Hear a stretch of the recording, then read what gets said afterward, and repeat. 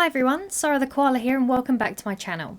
Today's video is all about Phasmophobia and what it is, so how to play it, what evidences do you need, how to light a damn smudge stick, and all the phrases you'll need for the spirit box, Ouija board, or generally just talking and trying to get a response or trigger the ghost. This video will be a quick overview with all the tips and tricks I found invaluable when I first started out, and I think you will as well. Future videos will go into more depth about what ghosts there are, etc. If this video is useful, please like this video and consider pressing the subscribe button just so you can get notified of all the future videos I will be uploading. Also, if you find yourself on Twitch, you can find me there as Sarah the Koala, and I stream on Wednesdays and Fridays from 7 PM UK time. So let's get to it. What is Phasmophobia? Well, Phasmophobia is an intense fear of ghosts. However, we're actually talking about the game in this instance. Phasmophobia is a 4-player online co-op psychological horror game. Paranormal activity is on the rise, and it's up to you and your team to use all the ghost hunting equipment at your disposal in order to gather as much evidence as you can.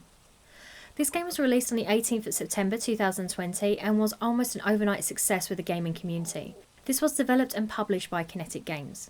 You can find this game on Steam for around £10, but they have indicated that if they get enough popularity, they will someday make a console version, so you can hold out, cross your fingers, PlayStation, Xbox. Phasmophobia can be played via your keyboard, by a console controller if you have one linked to your PC, or if you're brave or just plain insane, then you can also use the VR mode, which I've been told has changed the gaming experience completely. Okay, when you first get into the game, you're going to be taken to a lobby like this where you can wait for other people to join you if you set up a private game. If I come into the main menu here, I've got an option to play, which will take me to the main lobby where I can go in and just access public lobbies and go and jump into a game with some strangers. Word of warning on this, don't let children play it. There's a lot of swearing. Also, if people can get very picky, if you're not a high enough level, people will kick you out. Don't get offended, it's just the way that they want to play.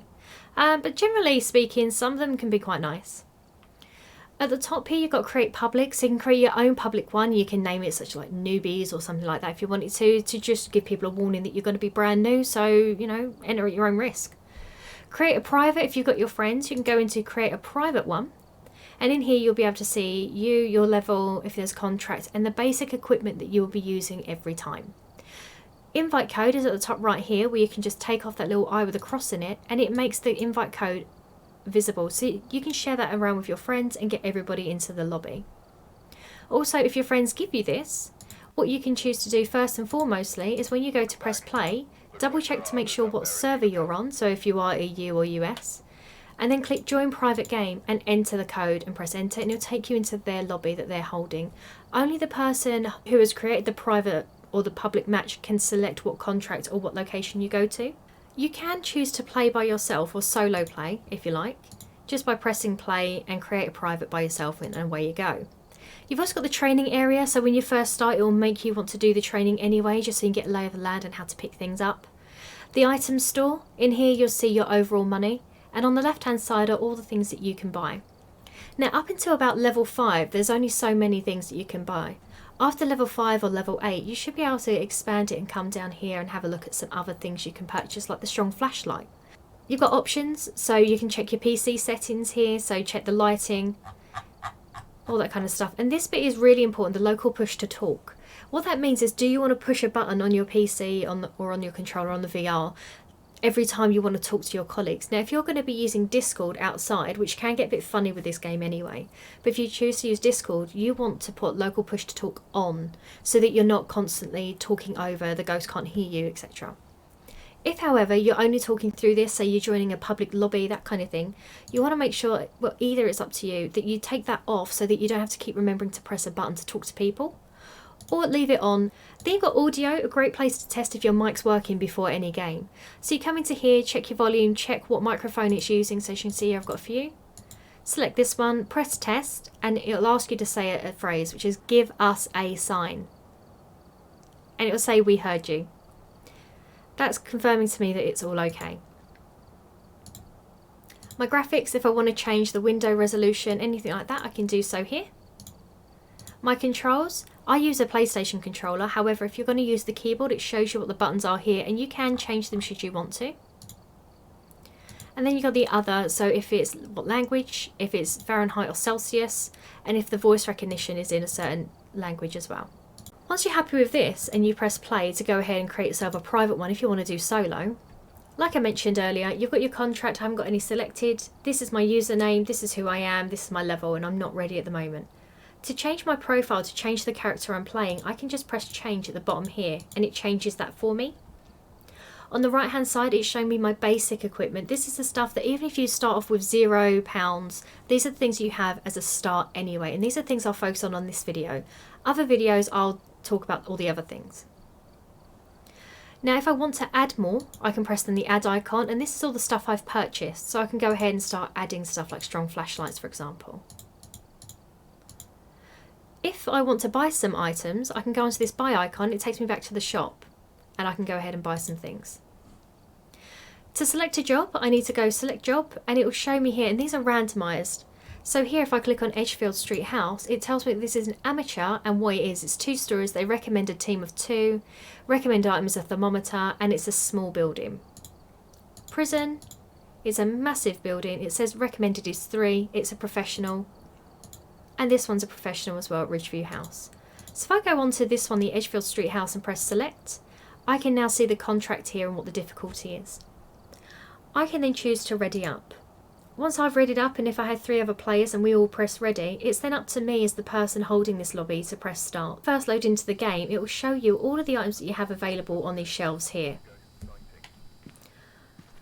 Over here is a monitor, so if you're wearing head-mounted cameras or if you put any cameras in the location, you can have a look here and you can use that mouse just to click through and change the view. The key, you always have to pick up the key as a default before you can enter the home. And you have your objective board here. So there will always be 4 objectives, and the top one will always be discover what type of ghost it is. As long as you get that top one, you'll get some money. You don't necessarily have to do the rest of the objectives, and for instance with your basic equipment, things like smudge sticks aren't there, or motion sensors aren't your basic equipment. So if you didn't bring one along for the ride, you're not going to hit them, so you're not going to get that extra money. So it says here that they've done some investigating. It looks like the ghost name is Helen Taylor. This ghost also seems to respond to everyone, or it would be more active if everyone's there. Also says to use the name to anger it, so I can do that should I want to. Now just above the monitor there's a timer. That timer will kick in the second I open up the doors over there. For amateur it is 5 minutes, intermediate it's 2 minutes, and for professional it's 0, you don't get this. And what this is saying is, providing you don't shout their name or use the Ouija board, you'll have this timer, which means the ghost will not be able to hunt you for the first 5 minutes. Over here, the top left square is telling you about the lay of the land, and most importantly where the fuse box is, which you can see it there, it's a green little square. And it's showing you where the windows are and where the doors are. Then you've got your team sanity. Sound sensor, if I brought one of them along for the ride, it would show up there on the sound sensor. And total activity, it's showing me the levels in which this ghost is acting or appearing. Basic equipment. So in here I can see that I've got a spirit box up here. I've got an EMF reader, a photo camera, a video camera. I have a UV light, a flashlight, and a spirit book. At least with these you are going to get the 3 main things that you need, and you need 3 lots of evidence in order to get that information. So spirit box, you hold it down to talk. So if I pick this up and turn it on, you can hear that click noise.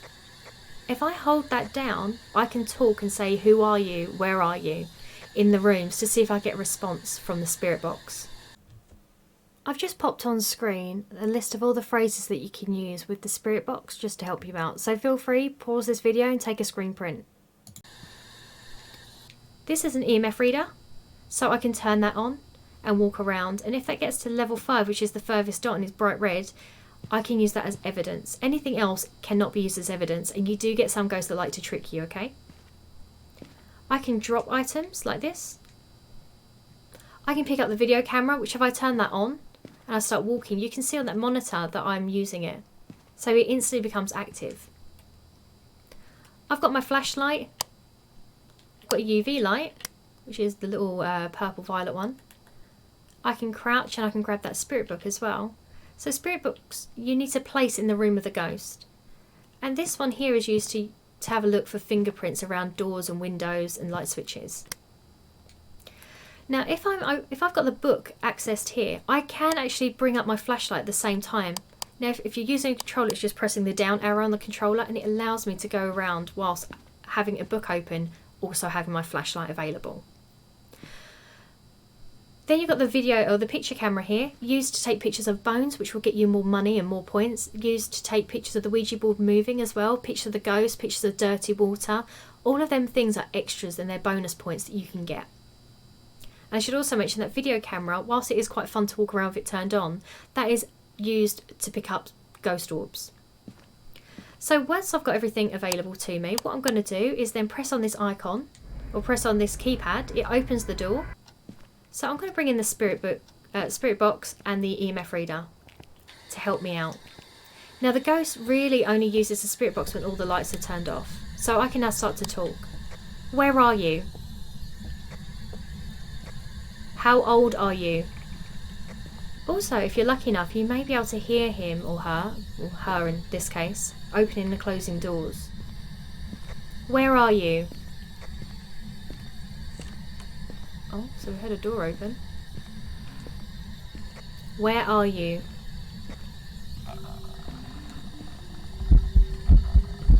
So we can see it there, it's making that noise. Usually it makes you jump. I haven't got a picture camera, so I can't take a picture. But I can go over there and I can see that it's EMF 4. It's not quite enough yet. Where are you? There we go. So they've answered me in my spirit box, so that is going to be used as one of my evidences. The other two things I brought along are these two things here. So if I now bring these up as well, book and my UV, I can now bring these in and drop these down too. What I want to do with the UV lights, I want to go ahead and start having a look around the place. So look at windows, look at door handles. On either side, they can be really sneaky. Light switches, no, there's nothing there. A really important thing to just keep an eye on as well whilst you're there is your sanity. So at the moment mine's at 70. The ghosts tend to try to attack you when you're about 70 or 60%, so just be wary of that. So I'm bringing in my last two bits of basic evidence. I've got my picture camera now, so if they show up again I can take a picture. And I'm also bringing this in so that I can always track it at the van to see if there's any spirit orbs floating around, and that could be used again for some evidence. I can also pick this up as well and go for a walk if I'm not sure that this is the room. Also a thing to be looking for at this point in time is the bones as well. I also like to open up a door in case I need to go hide if they choose to hunt me. So here you can see this mist. This mist, although I don't have a thermometer, tells me that it's freezing temperatures here. So that's another evidence I have. So if I've got freezing temps around this area, it might be wise for me to move some stuff and bring that to wherever I had that mist. There we go, look. And I have writing. So I've now got 3 pieces of evidence. So I don't really need to put this here, but why not? There we go. So I've now got freezing temps, spirit box, and ghost writing. So I can go back to the van. You don't need to bring all your items back to the van in order for that to count. But just so I can show you, and that would be a really good place if we were in there and he had ghost orbs, I could then see possibly ghost orbs floating around the screen. Now I know I have my 3 bits, and you can also see there as well that I've got ghost writing, so that could be another good quirk for you if you wanted to cheat a little bit. Put a camera in front of a book and see what happens, because you're going to get either orbs or writing at that point. You can also put an EMF reader in front of it too. Now I've got my evidence. What do I need to do with it? By pressing the up arrow on my controller, I can go through my ghost journal here. In the ghost journal, it's got some really good information and tips. You've got introductions to ghosts, so what they do and how they are, which I'll go through in different videos. You've got tools, what you can use, so smudge sticks, writing, Ouija boards, evidences, any photos you may have taken, you can see in here as well. But the last page is all about the evidence found. So in here, I know I got spirit box because they said behind. I also got ghost writing. And because I saw the mist as well, I know I've got freezing temperatures. So coming down here, it will then indicate to me that that was actually a demon.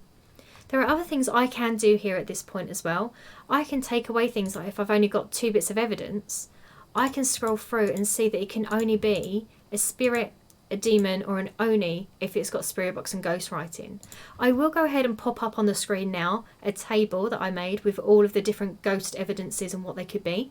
So feel free to take a screen print of that or write that down. Just pause the video and take a picture of that. But once you're happy, for instance, I've managed to get the objective 2 here to find evidence of a paranormal with an EMF reader. That's my little thing here that went all orange. Now I could choose to try and go in there again, but the other things that I need I don't have, such as smudge sticks and motion sensors, so I'm not going to bother. But once I'm happy with all the evidence that I've got, and I've selected demon down here, I can then exit. If you exit this game without sorting out your journal, you won't get the points. So to exit the game, I go ahead and I press on that onto the keypad again. And in here it will tell me what objectives I completed, how much money I got for them. It will then tell you how much level up or how much experience you gained and how much I've now got left until I reach level 75. And then it starts again, so I can change my contract or change my person, select the job, and I can go to say Tanglewood if I want to do a professional.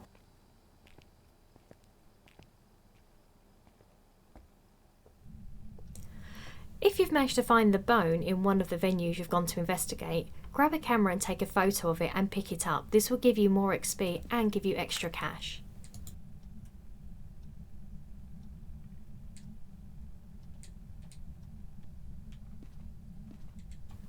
On occasion, the ghost will turn the fuse box off. Maybe it's because you've turned on too many lights, or maybe it's weaker with the power on. So it will shut this off. You need to locate the fuse box and turn it back on should you want to get power back into the property. To turn it on, all you do is simply go up to it and click on it as if you would action or turn on, say, the EMF reader.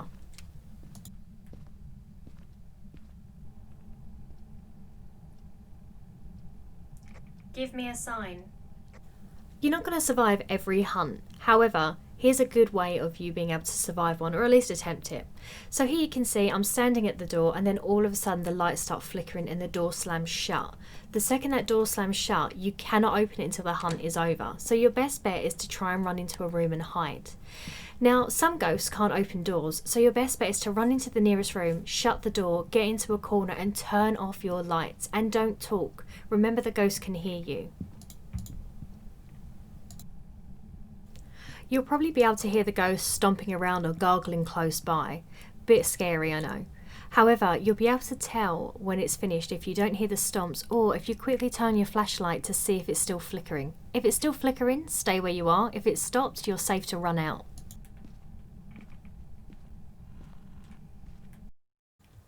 On screen, I've just popped up a couple of phrases that are proven to trigger the ghost. Things such as swearing, saying Bloody Mary, and all these other trigger words or sentences will be sure to get a reaction or even a hunt from the ghost. Smudge sticks are a two-part process. You need a lighter and you need the smudge stick. Don't light them until you get into the room you need to smudge, and they only last about 20-30 seconds, so you've got to be quick. So grab your lighter and turn it on, and then pick up your smudge stick, and then once you've got it, hold down the action button as if you were turning on an EMF or a camera. Once you've ignited it, it starts to smoke and you need to walk around the room in order to either hit that objective, subdue the ghost, or anger it a little bit more.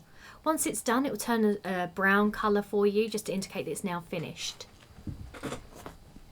Word of warning as well is if you turn on your smudge stick and then flip over to a different inventory item, it instantly extinguishes your smudge stick, so be careful.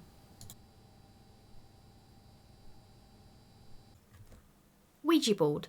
Now, I wouldn't recommend you do these in real life, although that's your call.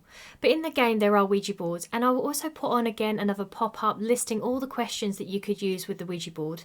Now be careful with this. When you ask it questions and it starts to move, you can take a picture and the picture will count with extra bonus points and XP. However, using it does drain your sanity, and it can have 1 or 3 different outcomes. Either it lowers that, it will turn the power off, or it will cause a hunt. So be very careful when using that.